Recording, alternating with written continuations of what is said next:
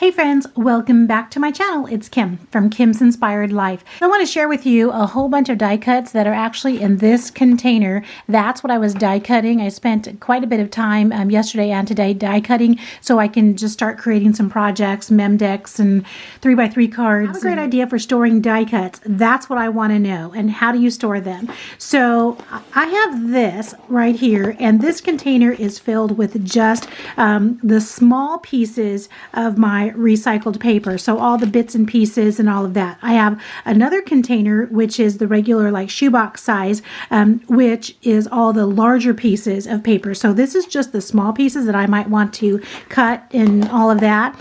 So there's a lot less in here now that I've done all of these die cuts because I did them only with paper that I had in here. So I have this other container right here, and that's where I just have circles, and I do have some other shapes in here left over from Valentine's, some hearts and some scallop circles. And so when I'm making rosettes or other embellishments, I draw from here, and so that's what I have there. This was already like this. I just wanted to show you this because this is part of my, I guess, die cut storage, which I'm not sure if this is the most efficient thing, but that's where it is for now.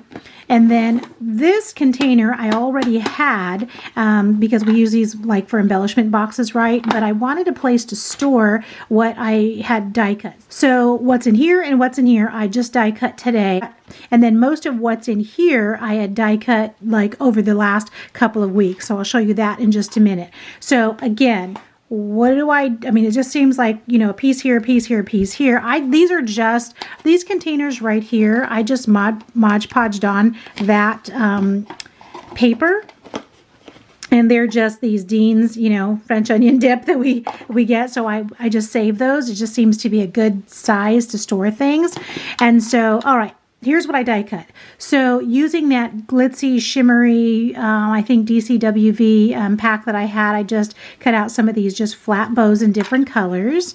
And then these are little pieces that I have folded over. So all of these open up, and I really wasn't sure what I die cut them for, just I had the paper and decided to fold them over. This last box right here, I love this little banner size right here. To use just to make little embellishments just on little different things. So a lot of times this was just like the end piece on a larger piece of paper, and so I just stuck that on there to make some of those. As I went through the scrap paper box, I found a few pieces of what looked like Valentine paper, so I went ahead and cut those hearts out.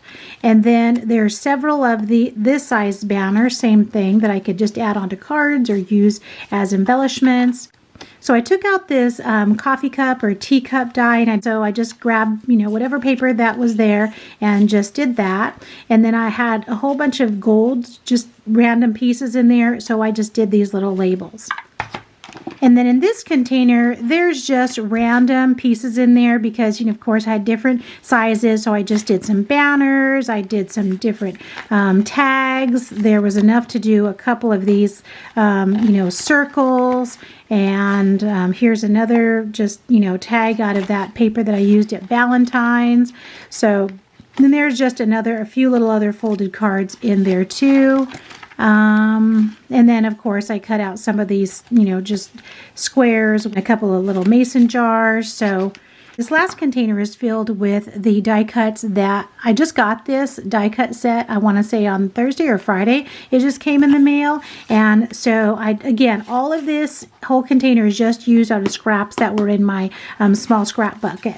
And so I just pulled out some of the larger scraps to do this large egg. And then there's the medium egg that comes with it in that set, and then the small egg. So again, just different random papers that probably don't even maybe look like Easter, but that's okay. I'm going to make them work in some form or fashion. There's some that do look like Easter. And then also with the eggs, there were some bunnies. So the one that looks like a peep. So I had printed this just off the internet and then just, you know, fussy cut out this whatever color, tracing cut out whatever color I wanted for those peeps. And then I saw this die and it was not a bad price at all. And I thought, okay, I'm going to go ahead and get it. And I just think that is so cute.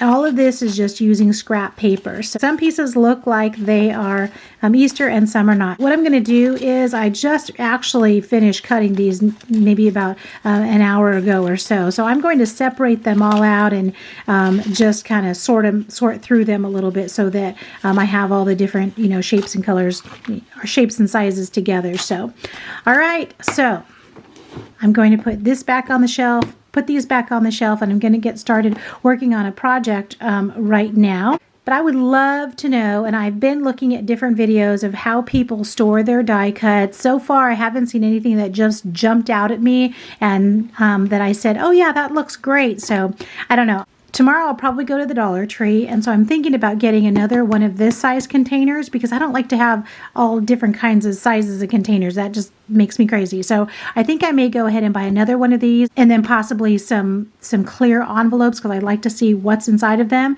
and then sort them that way. I'm not sure. All right, so on to the next project. Talk to you guys soon. Bye-bye.